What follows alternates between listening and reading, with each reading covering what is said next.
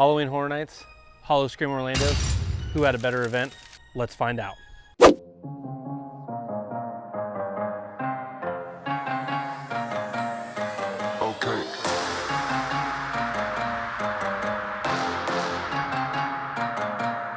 One of them.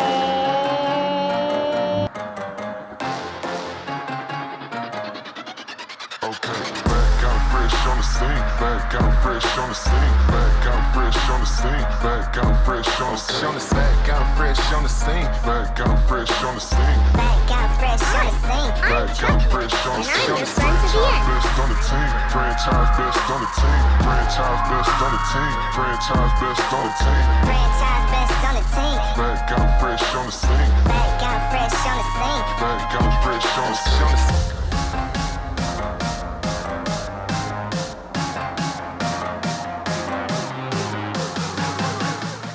Let's dive into who actually won this event, and then I'll go over all of the reasons why. And hopefully by the end of this video, you guys will have a better understanding of which event is right for you. Also guys, don't forget to hit that like and subscribe button for us. It really does help us grow the channel and we do appreciate it. So thanks for doing that. So as far as who actually has a better Halloween event, I have to give the crown to Halloween Horror Nights. They've been doing this for 30 years. For the money, you get more for your money at the Halloween event. We're gonna go over that in detail. Now, with that being said, I have recommended the Howl O Scream event to more people, and I would prefer to spend more of my time at the Howl O Scream event. And I'm gonna talk about that also. So for the money guys, Halloween Horror Nights is your best bang for your buck. When you look at, you got 10 houses, you're gonna get 4 scare zones, 2 amazing shows, plus a lot of the rides are actually open for Halloween Horror Nights. You just get more bang for that buck. Now it is more money to start out with. You're talking about $100, $99.99 per night to go to Halloween Horror Nights. Now they do have different packages, but I'm not getting into all that. Seaworld is gonna be a lot less. You're talking about 57 bucks to go over to Seaworld. Now, the one thing about price that I have to mention is that Halloween Horror Nights, for the most part, is a larger event. It's gonna take you a lot more time to get through those houses. The wait times are gonna be definitely longer. So Express Pass is probably gonna be needed more oftenly at Halloween Horror Nights than it was at SeaWorld. We went to SeaWorld and Halloween Horror Nights 4 times a piece. We never needed Express Pass or Quick Queue at SeaWorld, but we definitely did need it here at Halloween Horror Nights. So with that being said, when you look at the prices for tickets and for Express Pass, SeaWorld is definitely gonna come out on top of this and be a lot cheaper because Express Passes at Halloween Horror Nights were $170 to $199 depending on the night, which gets very, very pricey when you add in that $100 price tag. So if we're talking about $100 for tickets and $190 for Express Pass, obviously Halloween Horror Nights is going to be more expensive. Now you do get a lot for that money, but SeaWorld is definitely more affordable. So if you're on a budget, but you're still looking to have a great time, SeaWorld's kind of where you want to be. Now, let's talk about why SeaWorld did not take the crown on this. So Halloween Horror Nights has been doing this for 30 years. They know the game. They're very, very good. And their production value is unmatched by any event that we've ever been to. So production value definitely hurt SeaWorld here. They didn't have the budget like Halloween Horror Nights does to put production value into a lot of their stuff. So the Halloween Horror Nights houses had much more production value. The shows way, way, way better at Halloween Horror Nights. And just the overall feel, you just felt like you were kind of in a movie set being at Halloween Horror Nights. Now with that being said, if you wanted to go to a Halloween event where you were actually gonna get scared, you would go to Howl O Scream. The scare actors were more up in your face and more personal at Howl O Scream. The houses were much, much scarier at Howl O Scream. The scare zones themselves were definitely better. Now, yes, they lack some production value, but as far as getting you scared and just being a little more creeped out, Howl O Scream is where you wanted to be. It was super, super amazing, especially for their first year. They put on a fantastic event.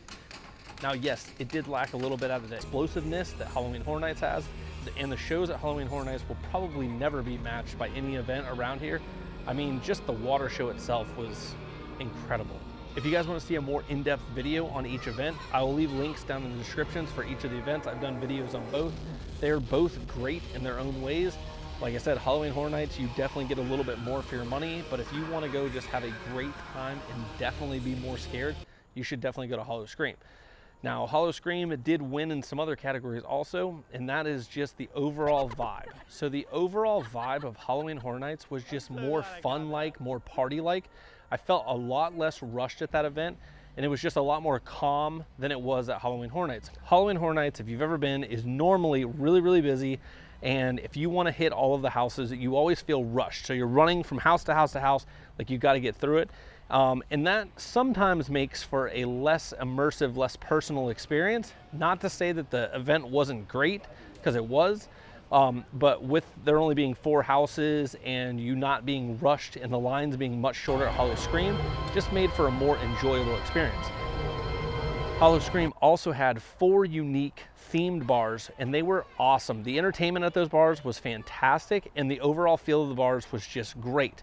Now, Halloween Horror Nights, for the last few years, their specialty drinks at their bars have honestly been pretty much garbage. This year, their drinks were definitely a little bit better, and we did try them. I'm gonna go over some of that too, but Hollow Scream definitely killed it in the drink department.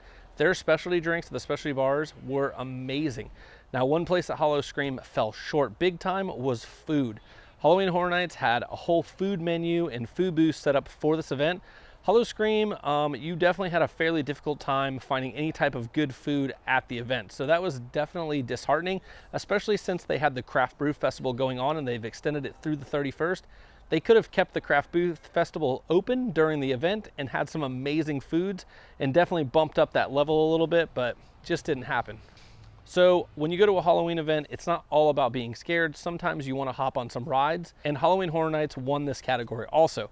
They have a lot more rides open than Seaworld did. Seaworld only had 2 rides open this year, and that was Mako and Infinity Falls. Now, I've mentioned this in other videos, but I think that Infinity Falls was a mistake here. And the reason why is it's a Halloween event, it's at night, it's getting into October, which sometimes is cooler in Florida, and to have a water ride open where people are going to get soaking wet for that event, probably not the best ride choice. Now, hopefully next year when they do this event again, we'll have more rides open, including Icebreaker, which is a brand new roller coaster coming to SeaWorld. So that is going to be fantastic and a great addition to them.